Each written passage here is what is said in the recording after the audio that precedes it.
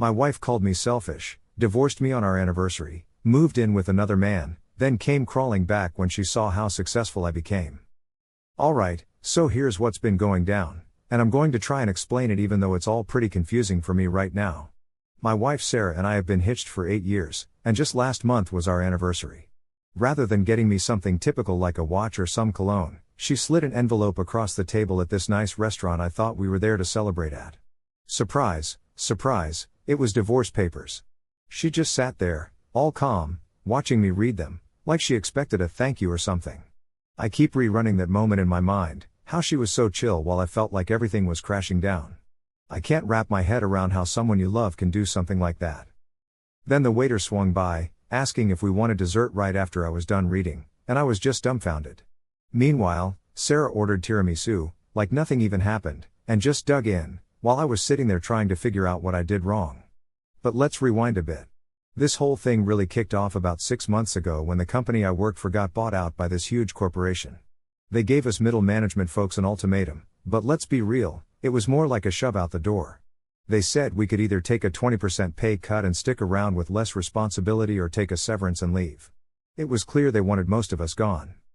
After spending 12 years there and working my way up, I loved my job and the folks I worked with. But losing 20% of my pay was a big deal. It meant making some lifestyle changes, but we weren't going to be on the street or anything. Sarah earns a good living as a dental hygienist, and since we don't have kids yet, I figured we'd manage. I even thought it might be good for us to simplify our lives a bit. When I broke the news to Sarah, I expected her to understand or at least have my back, 'cause isn't that what married couples do? But she immediately started worrying about our 5-year plan, our savings, and how people would react if we downsized or ditched one of the cars.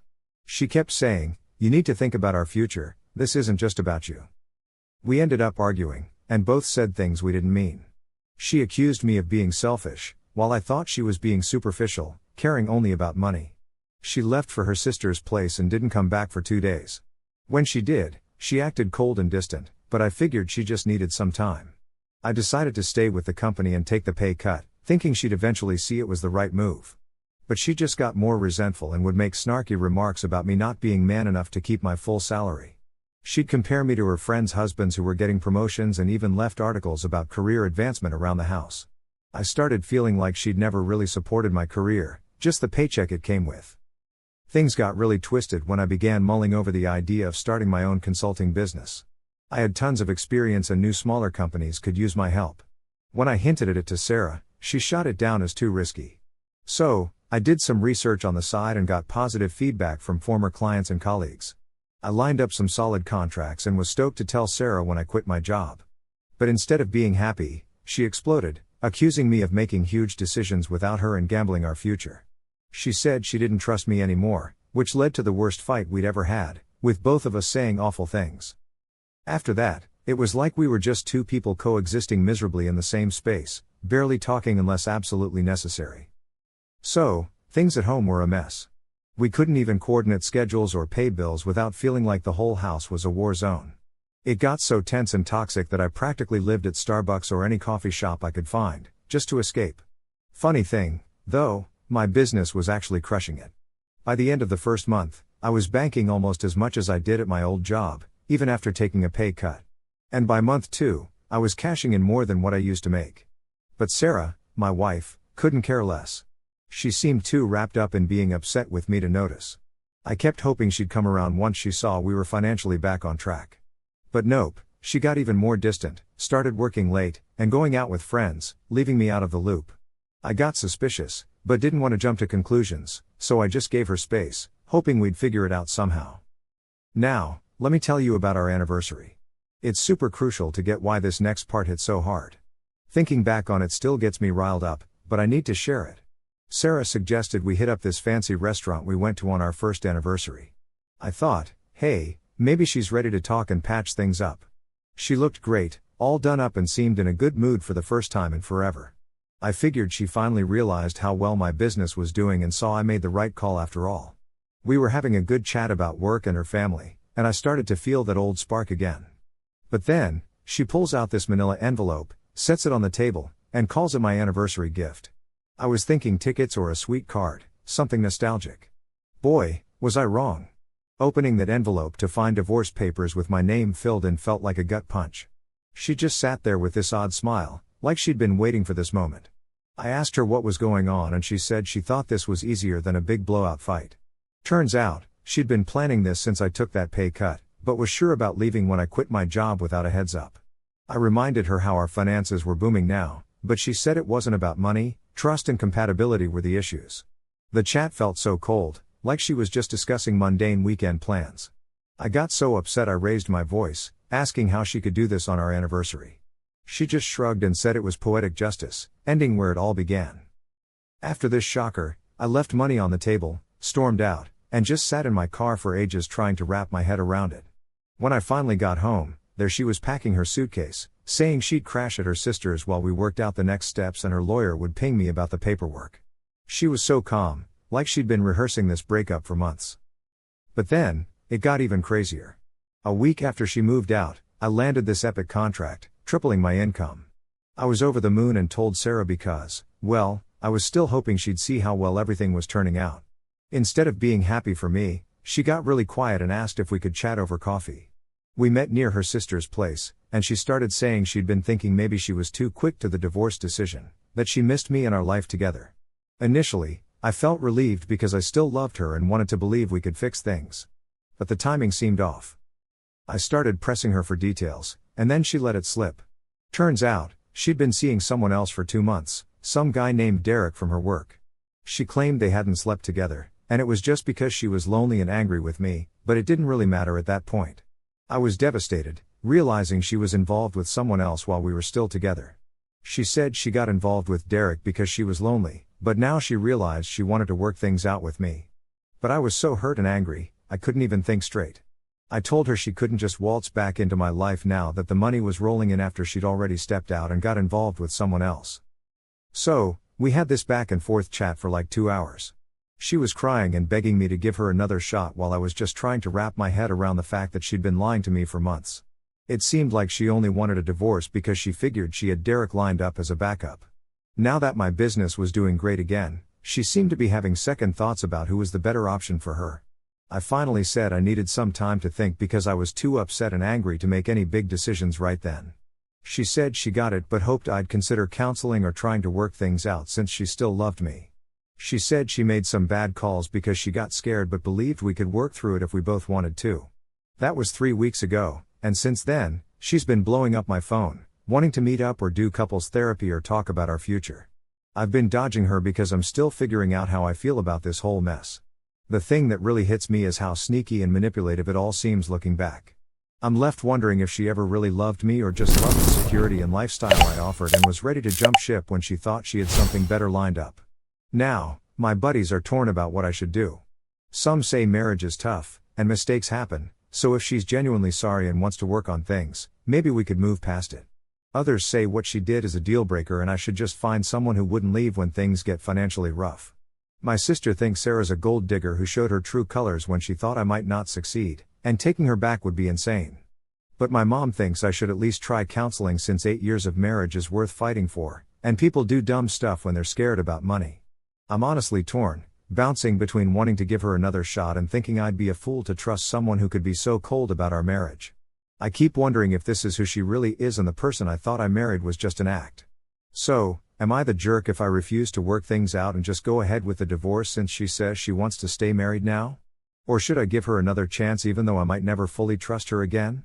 I'm in a fog and need some outside perspective because everyone in my life has an opinion, and I'm tired of going in circles in my own head. So, here's an update. Lots of you said I should dig into this whole Derek situation and when it started to see if Sarah had been plotting the divorce longer than she admitted. At first, I wasn't sure if I wanted to know because sometimes not knowing is easier than facing tough truths. But I realized I needed to get the full picture before deciding about our future. So, I did some digging. Turned out, Sarah was way more dishonest than I even thought. Her whole story about panicking when I took a pay cut was nonsense designed to make me feel sorry for her. Here's what I found. I poked around in our credit card and bank statements looking for clues about what Sarah was up to. Right away, I found charges that didn't line up with her timeline. Restaurant bills from 6 months ago at places we never went together, movie tickets, and even a hotel charge from 4 months ago, right around when I was first thinking of starting my business. Supposedly, this was when she was just worried about money and hadn't even met Derek yet, according to her story. Then I checked our phone records, which I could access through our family plan, and saw she'd been texting Derek's number almost 7 months ago, right after I took the pay cut, way before she claimed they started talking about our marriage issues. The messages ramped up, and by the time I quit my old job to start the business, they were texting like crazy and having long phone calls, all while she was giving me the cold shoulder and acting like I was ruining our marriage with my financial choices. But here's the kicker that made me sick and showed just how manipulative she's been all along. I can't believe I didn't see it sooner, but I was so focused on trying to save the marriage I missed the signs. I also found emails on our home computer, thanks to some saved passwords she forgot to delete in Chrome. These emails were with a divorce lawyer from 5 months ago, showing she was already looking into ending our marriage before I even mentioned starting the business. She was asking the lawyer about protecting her assets, what kind of settlement to expect, and how my reduced income might affect spousal support. It was clear she was planning this long before she claimed she started having doubts. There was even an email about the best timing for filing divorce papers, and she wanted to make sure I knew how serious she was about ending things. Reading these felt like a punch in the gut because it showed she was planning to hurt me as much as possible. And to make it worse, I found she'd been planning to move in with Derek for months and had looked at apartments with him, with Derek even putting down a deposit before she served me divorce papers. So, here's the deal. I drove past the place listed on the lease, and yep, there's Sarah's car parked right there. I knock on the door, and who answers? Dear Eric. The dude's face screamed busted, total panic and guilt.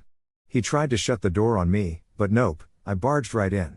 There's Sarah, chilling on the couch in a bathrobe, looking like she just rolled out of bed, even though it was 3 p.m. What followed was probably the ugliest showdown I've ever had. I said some things I'm not proud of, but I was so mad and hurt. I just started shouting about how they'd been lying to me for months, plotting behind my back while pretending to care about our marriage. Sarah tried to deny it, claiming she only moved in with Dear Eric after we split, and that the place was temporary until she figured out her life. But I had proof, copies of the lease Dear Eric sent, emails with the lawyer, phone records. She couldn't explain any of it without owning up to the fact she'd been planning to leave me way before she claimed she had doubts. Dear Eric kept suggesting I should leave, saying this mess was between me and Sarah.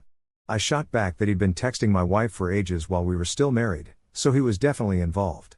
And I called him out for sneaking around instead of being straight with me. Everything spiraled into this intense shouting match, with Sarah crying and insisting she never meant for it to go down like this. She said she got confused and scared but still loved me and wanted to make it work. I told her that was BS, saying you don't just accidentally plan a divorce for months and move in with another guy if you really love your husband. Dear Eric threatened to call the cops, and I was like, yeah, go ahead. I wanted them to know he was having an affair with my wife. But Sarah pleaded with me not to make it any messier and said we could talk privately if I left Dear Eric out of it. I left, but I was fuming, sitting in my car for what felt like forever, trying to wrap my head around how I got played by someone I thought I knew and loved. I started recalling all those times she made me feel like I was being paranoid for suspecting something was up. Later that night, Sarah called, sobbing, asking to meet so she could explain. I almost ignored her but was curious to hear her new story now that I knew the real timeline. We met, and she started apologizing, admitting she handled everything wrong. She said she was scared and confused about our marriage and her feelings for Dear Eric and that her terrible decisions just snowballed into this mess.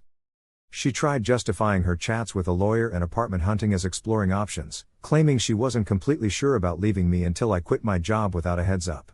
That's when she realized our different values and priorities couldn't make the marriage work. But she also said seeing my business take off showed her she underestimated my ability to provide, and maybe she focused too much on short-term financial security instead of our long-term partnership. Now she wanted to try again, realizing what I could achieve. I questioned her about hotel charges, the apartment with Dear Eric, and all the lies. She broke down, admitting she'd been seeing Dear Eric for months and they were involved. She justified it by saying it was due to feeling disconnected from me and that their thing didn't compare to what we had. Dear Eric was just a rebound, a way to cope with loneliness and anger. But she insisted I was the one she loved and wanted, realizing the huge mistake she'd made with him. Listening to her made me sick because I saw through every lie and manipulation, knowing the real timeline and planning behind her betrayal. I told her I couldn't trust a word she said anymore. I said, even if she's sorry now, it's only because my business is thriving, and she figured she'd be financially better off with me than starting over with Dear Eric. She got defensive, insisting it wasn't about money and that she genuinely loved me, regretting her mistakes. We argued for another hour, with her begging for another shot, promising to end things with "Dear Eric, go to counseling," whatever it took to rebuild our marriage. But I told her I couldn't trust her anymore. I wasn't interested in being a backup plan if her first choice didn't pan out. That was just yesterday, and I've been mulling over everything since. The more I think, the more I'm convinced Sarah wants me back because I'm making good money now. If my business went under tomorrow, she'd probably run back to Dear Eric or find someone else. I feel like such a fool for falling for her story about being scared and making mistakes when she'd been planning to leave me for months and had already moved on with someone else. I wanted to update everyone who offered advice because your comments really helped me see I needed to dig deeper, find out the truth instead of just going along with Sarah's version and feeling guilty about not giving her another shot. I'm calling my lawyer tomorrow to protect my business assets and make sure Sarah doesn't benefit from her lies and betrayal. I'm done trying to save a marriage with someone who clearly didn't value or respect me the way I did her. So, to answer my original question, I definitely don't think I'm the jerk for refusing to take Sarah back after everything she did. I'm sure I'm making the right call by going through with the divorce and moving on without someone who just wanted me for what I could provide. So, here's the lowdown. I've been dealing with some heavy stuff lately, trying to focus on my business and moving on with my life without someone who just sees me as a financial backup plan. Big thanks to everyone for the support and advice. I'll update you once I chat with my lawyer and figure out my next moves. But right now, here's the final chapter unless things go completely bananas. I wanted to fill you in on what happened after I learned the real deal about Sarah's timeline and why she really wanted to patch things up.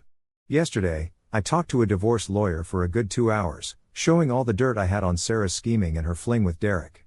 The lawyer was like, "You've got a solid case," which is a big relief because it means I've got a good shot at a fair split of assets and dealing with spousal support. They also helped me protect my business since most of its success happened after Sarah left for Derek, so she can't claim she helped out with that. Feeling confident about my legal plan to finalize this divorce, Sarah suddenly showed up at my place, totally freaking out and begging me to stop the divorce. She said leaving me was a huge mistake, and she'd do anything to fix it. Apparently, Derek dumped her right after I caught them, saying he didn't want any messy divorce drama. Now she's lost both him and me, and she's realizing that I was the only one who genuinely cared about her. She asked me to forget the lawyer stuff, saying she'd change and even go to counseling. But too much has gone down for me to trust her again, and I told her that. She was crying, saying she always loved me but just got scared. The real kicker?